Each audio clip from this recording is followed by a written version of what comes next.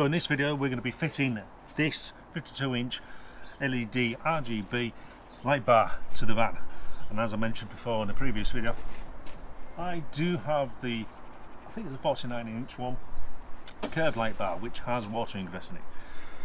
So let's see how this performs better, see if it's any noisier. Well,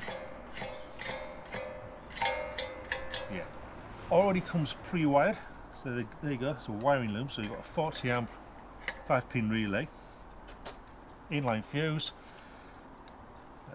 this is a switch, there you go, there's a switch for it as well, and it all plugs together in 2 plugs by the looks of it, which is going to be interesting because this has to go through the roof of the van, so I'll have to do something with that. There is an app for this because it obviously changes colour, so I'll have to download that app on my phone and see how it fares up. Let's go and fit it.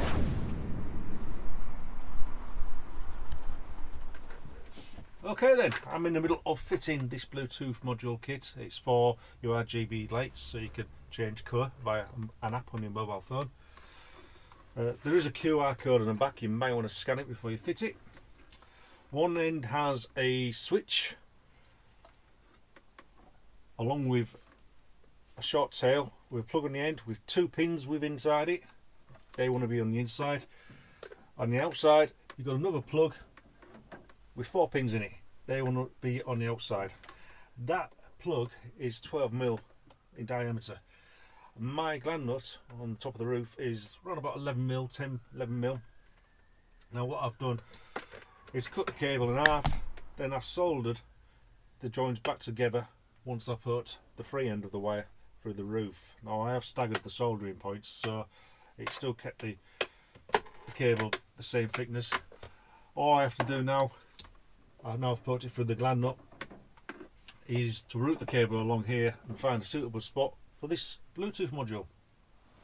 But before I go any further with the Bluetooth module, I need to get this fitted because I need to know what cable length I need up there so I can pull the Bluetooth module in and find a suitable spot just to mount it.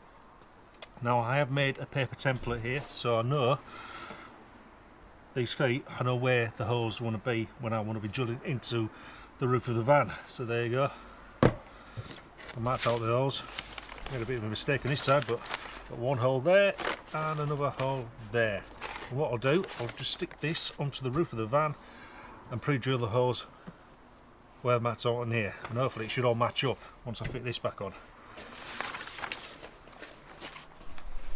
So I have fitted the paper template upon the roof. I've made sure it's central, so the light bar is not going to be off to the right or off to the left. However, one of the mounting points, or one of the holes I've got to drill, is quite close to that gland nut. I've only got a small area to drill in, so it's going to have to go there. It's going to be tight fit because the bolts are going to protrude from the other side, and I'm going to be able to gain access from where the sun visor mounting point was. However, I'm going to drill the holes and get this light bar fitted.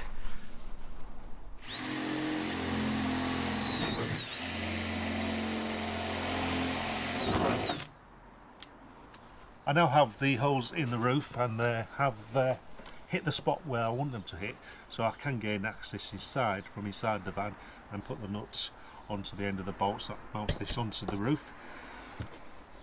Now within the pack, on the mounting points, on the bottom foot of that mounting point are some, well, it's like a rubber pad just to protect it from the elements. Now they're just slot in there, and preference only, because I wanted thicker bolts, I've used the M8 bolts from this pack. That's the ones that provided, the M6 ones. I just wanted it, well, like I say, it's preference. I just wanted thicker bolts just to mount it onto the roof. I had to drill this hole out on the bottom of this foot, so I put the bolt through there, slide the wear pad over so the rough end is facing to you. I've already done the same on the other side. Now I'm ready to mount it to the roof. I forgot to mention I'm leaving the cable at the top because it looks like it's slanted off, so any water droplets that drop onto the cable, they're going to be able to just run off and not go back into the unit. Right, get this mounted.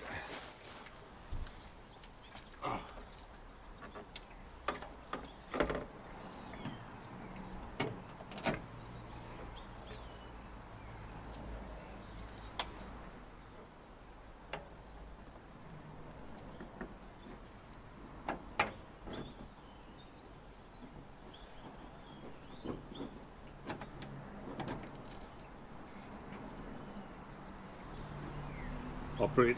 The foot has missed the gland nut, so I can get that bolted into position. And job's a good one.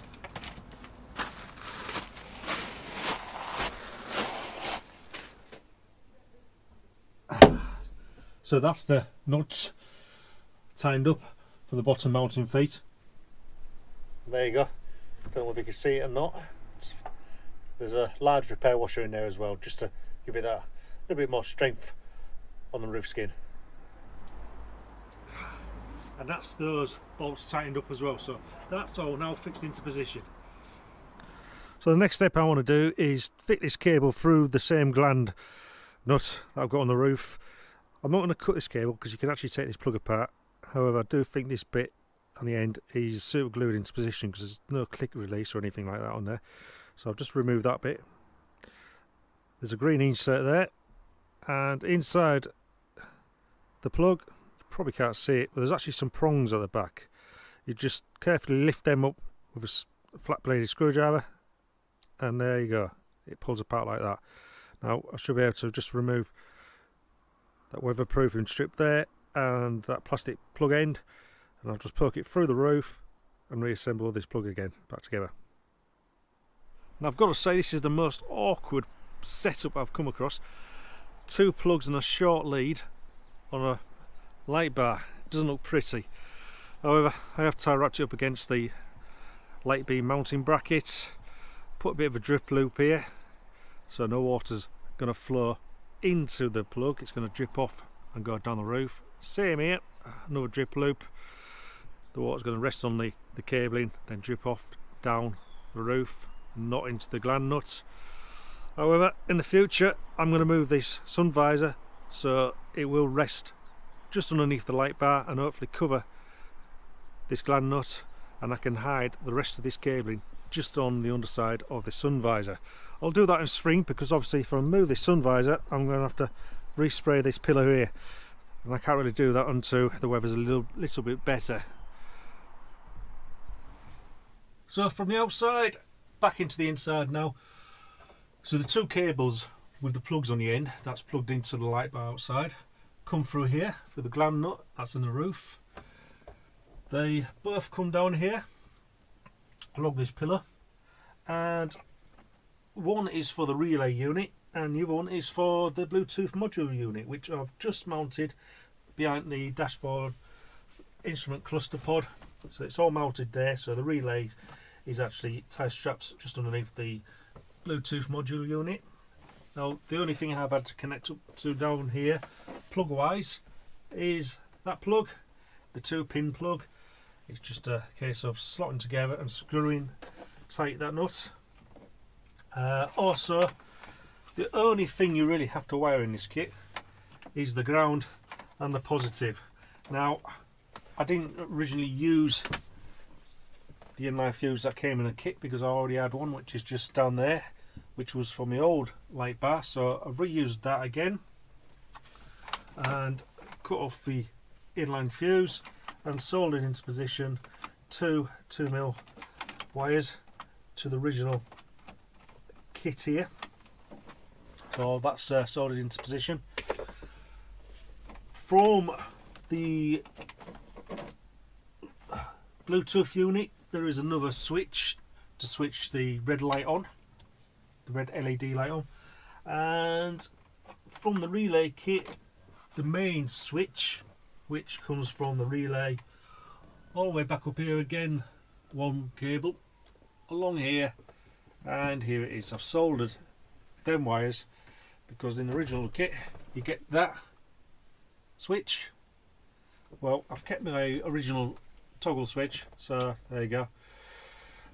I wanted them all to match up, so I've used my original toggle switches and I've soldered them wires in. You've got a ground, you've got the positive, and you've got the positive going to the light as well.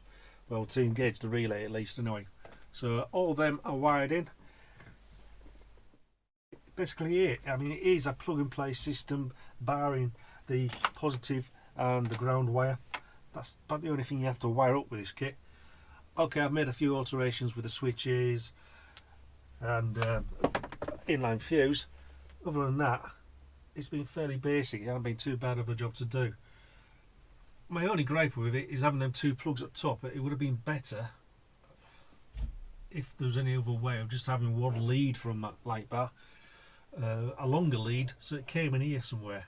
So I didn't have them two plugs exposed up top, but they are waterproof. It just looks a bit messy trying to route that cable around and try and make a neat job of it. But I'm going to get all this back together again and we see how this light performs. So I'm currently doing an amp reading, seeing what the amp drawage is for the light bar, and we're currently drawing around about 12 amps. So that's based on my van and my application. We can work out the true wattage this light bar is from that. So from this inline fuse, which is fed from this fuse box, to the original wiring on the light bar, which is around about 1.5 meters. So I've done the calculations. Let me bring this screen back up. So I've got 2mm cable at 12.6 voltage, and the amp draw is 12.5, and a circuit of 1.5 meters, which has given me 0.2 volts of a drop along that cable. So on this app here, I'm using this to work out the wattage. Input of 12.6 volts, amp draw 12.5, calculate, and the true wattage is not quite 300 watts. However, it is very bright, and here we have it. It's dark. So are these lights bright enough? Let's find out. There you go. Before going any further, I have had a chance to try out the customer care from Auxbeam. Unfortunately, the light they did send me, which I've now fitted, within the RGB part, the LED lights were shining white light on one side. Now, I did get back in contact with Auxbeam. They wanted a video, so I showed them the video what was going on, and within what, 6 days they sent me out a replacement. So this is the replacement. Well, seeing I've got the opportunity to test out the wattage on this one, we may as try it just to make sure, because that light bar was faulty, to see if this one's near enough 300 watts. So let's change it from this light to the original white light. There we go. And the amp draw is, so let's do the calculations on that and see what is the wattage of this light bar.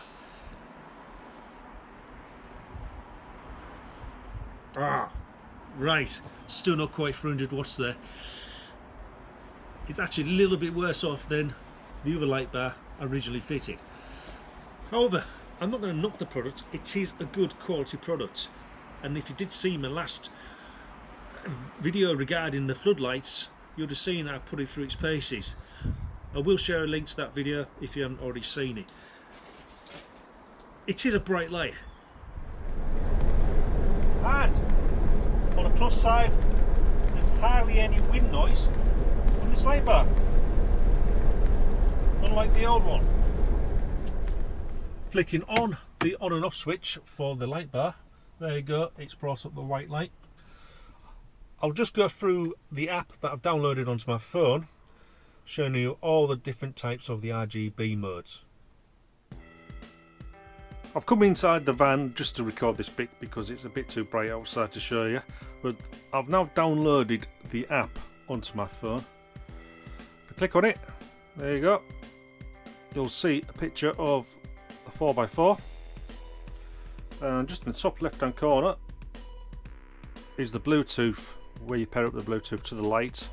It's already seen it on mine, so I've already paired mine up. Come off there. Now obviously you can have all different ranges of lights from Auxbeam, so because mine's on the front, I've placed my bulb on the front. If we turn the lights on mine, it comes up with the white bright lights. Now that does differ depending what setting you had on before, so just bear that in mind. It doesn't always come onto the white light. If we click further on within this app, let's go on to colour, and it shows a spectrum wheel, so it's got all the different colours. So if we go around the spectrum wheel, the light bar now should be changing colour.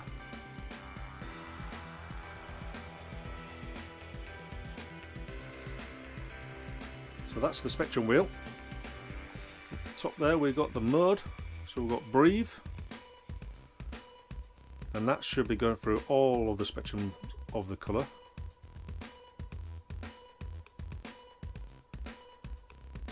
Exposure, and that'll be flashing all different types of colours. And white light, which reverts back to the main, well, basically the main full beam white light of the light bar. Up top here we've also got record, so I presume that's recording whatever different settings you put in within this app. I'm not too sure, I've not played around with this app yet, but it's probably not something I'm going to use. And music, so obviously you can play some music and the light will flash along to the beat of the music. Yet again, something else I'm not really going to play around with.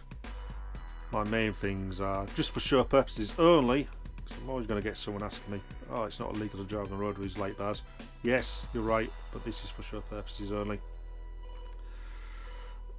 Just for my purposes, I usually will have the red light on. So that's the app. And there you have it. That's how I fitted my light bar. Before I go, I'm just going to answer one question from the last video.